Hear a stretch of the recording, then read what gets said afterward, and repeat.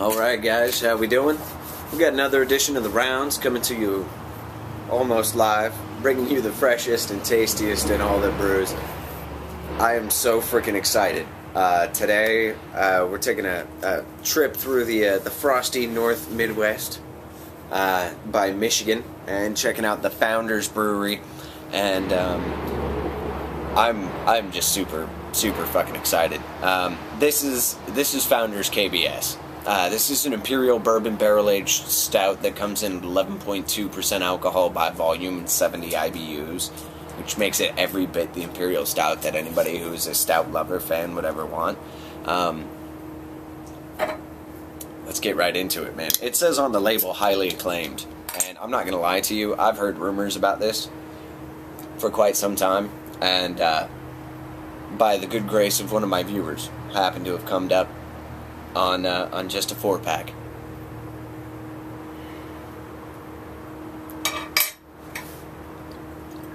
Oh. What you have here is motor oil. This extremely thick, delicious, inviting consistency is probably what should be considered the good earmark of any stout.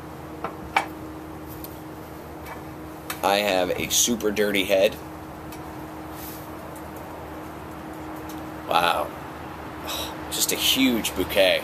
I mean, black as night. You're not going to see through that today, tomorrow, or next week.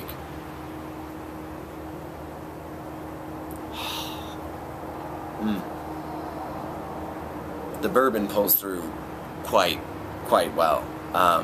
Instantly, a little bit of nutty vanilla, and just barely, maybe the slightest of that thicker syrupy base. Not a lot of people fear stouts, and to you people, I say, you poor thing. There's actually less calories in 16 ounces of Guinness than there is, say, 16 ounces of Miller Lite. Now, this is deceptive. Mostly because people believe their eyes. Just because it's darker does not mean A, that it's heavier, or B, that it has more calories. This is not the stout we're talking about. This is every bit the thick, hearty, chew your beer as it goes down. Absolutely deliciously inviting and wonderfully awesome.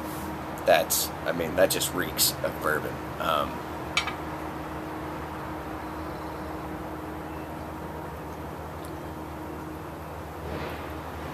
You get thick, almost cocoa, chocolatey at the beginning, and as the cocoa is building on your tongue, the bourbon just washes everything away.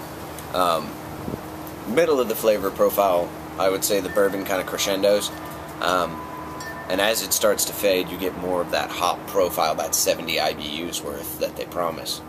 Does leave a bit of lacing on the tongue, not just from the hops, but with this much malt and this kind of aging, this was due to stick around for quite some time. It's freaking delicious.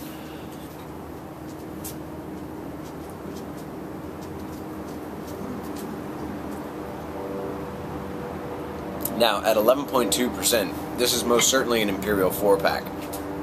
Founders makes no hesitation whatsoever about differentiating their higher graph from their high graph. That is to say that so far as I've seen or heard, I'm completely unaware of Founders offering a beer that comes in at, say, less than 6%. They make fantastic product, and this is no exception whatsoever. This is probably one of the tastiest beers I've had from them. And kudos to Founders for actually being able to label a beer. Not only do they take a bit of time in putting on just a little bit of personality, but they do a good job of getting the stats on here. Once again, for the breweries who happen to take a second and peek in on the website, thank you guys for showing up. You're awesome. Label your beers.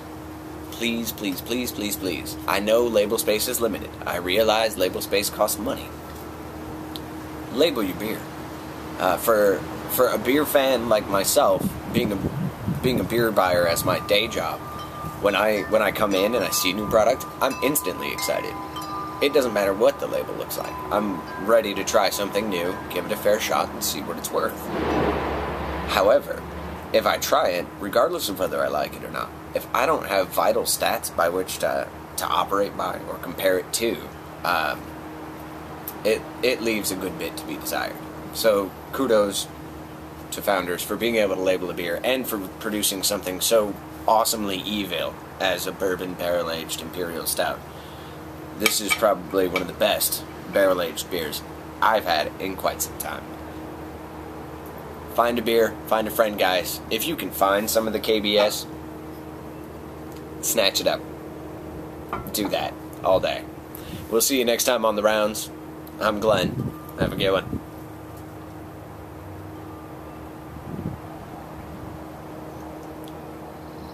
Fuck, that's good.